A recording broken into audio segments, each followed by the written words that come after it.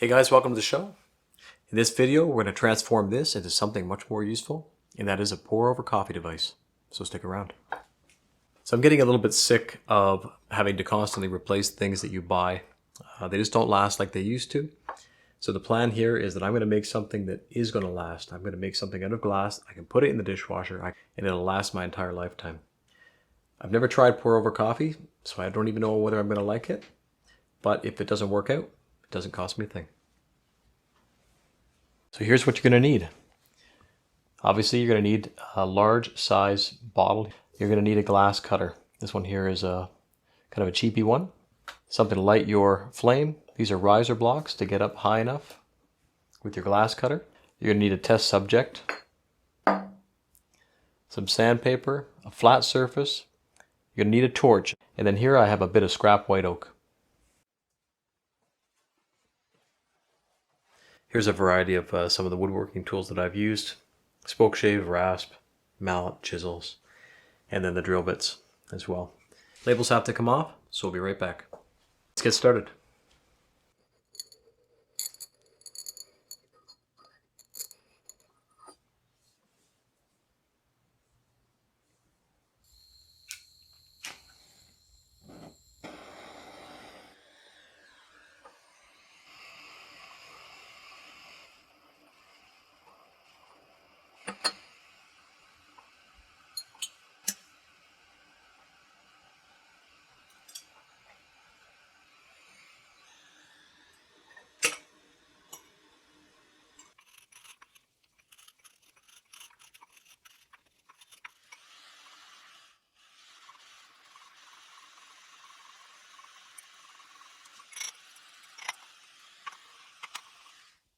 So maybe there's more specialized equipment than I thought. I figured I could just use a glass cutter and a torch and get this done, but I think maybe the micro torch is the tool for this job. In any case, I'm going to be much more careful on the final version. Now it also occurred to me that I was on a dull blade here. So I have a choice of 6 blades. I'm going to switch it over to a fresh one.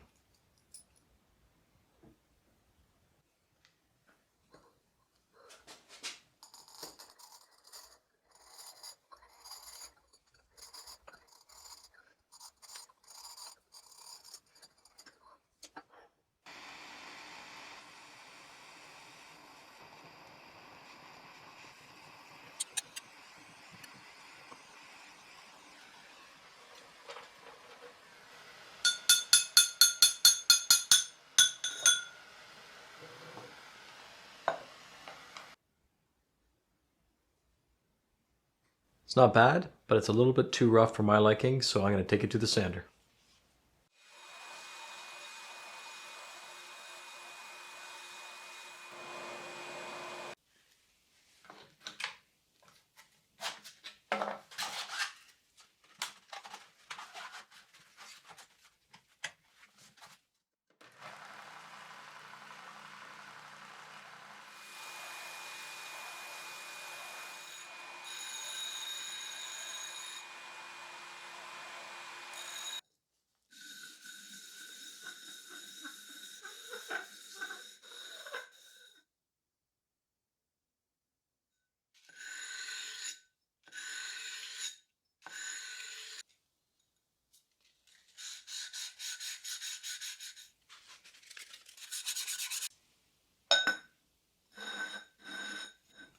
Same process for the top.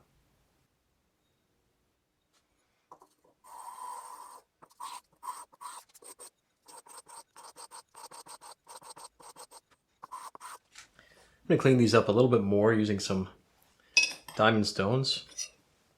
400, 600 grit, and I have a 300 here as well.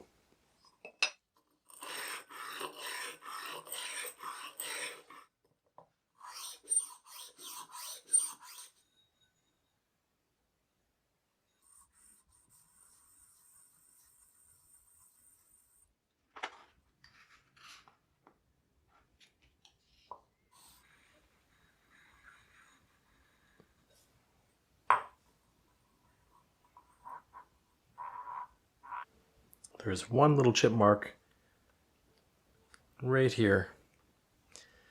They went a little bit too deep and I couldn't get that one out, but otherwise I'm pretty happy with it. You can stop at this point if you like. It works fine, but you'll need to use a tall jar. So let's go ahead and make a base for this. Because I'm leaving mine untreated, white oak is a good choice. It has excellent decay resistance.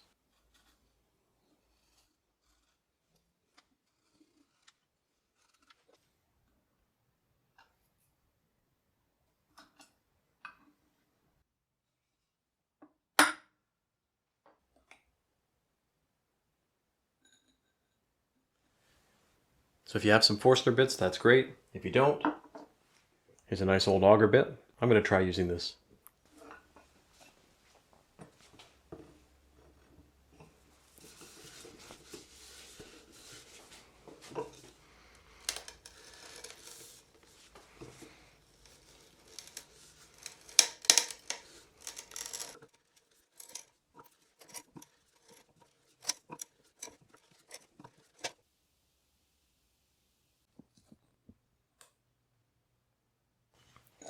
Grab a file or something with some sandpaper on it and taper that hole.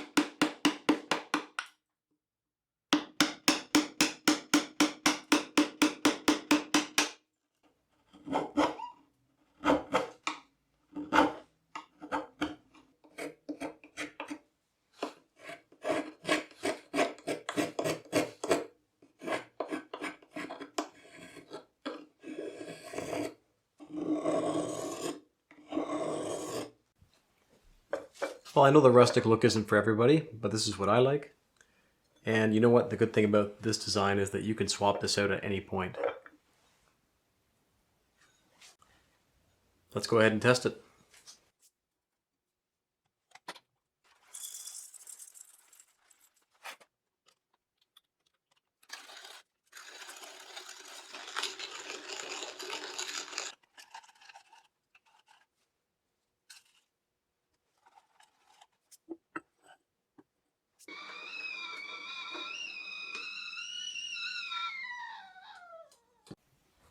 The best advice I could give you when making French press coffee, and probably this kind of coffee, is that you definitely do not want to pour boiling hot water over your coffee. So somewhere between 92 and 95 is a good number to have.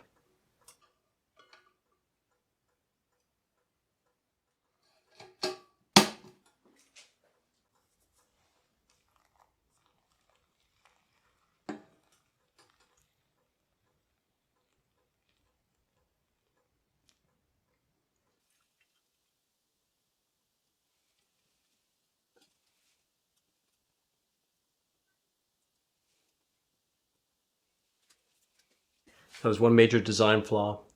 I have to drop this little spigot down below the bottom of here and not flush. The coffee is actually wrapping around and coming out on the side here. That's been fixed. Let's try it again.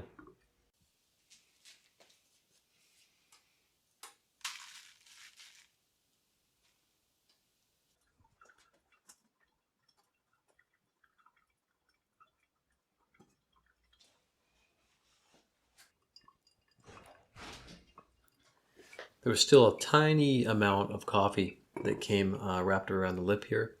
I'm going to have to drop this down just a little bit more to make sure that that doesn't happen. I was surprised at how quickly the water flowed and how violently it was coming out the bottom as well. Feel free to ignore everything I'm about to say. It's really subjective. Everybody likes their coffee a different way.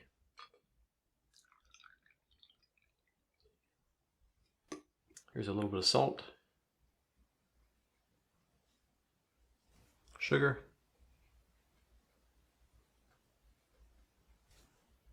and some cream.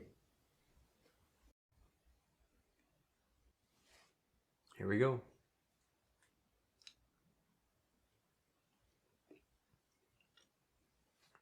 Well, surprisingly, it does not taste like French press coffee. I thought it would be similar, but it doesn't taste really at all like it. It's not bitter. It is good, but it's different. Well, guys, that's about as much as I want to tell you about this coffee. You're just going to have to try it for yourself. I hope you enjoyed the video, and don't forget to subscribe if you haven't already. Take care, everyone. See you on the next one. I know some of you don't like that rustic design, and I wouldn't blame you. So I went ahead and made one up that's a little bit more refined. It's kind of a shaker style. This is made from beech wood, and I've just applied a little bit of stain and some lacquer.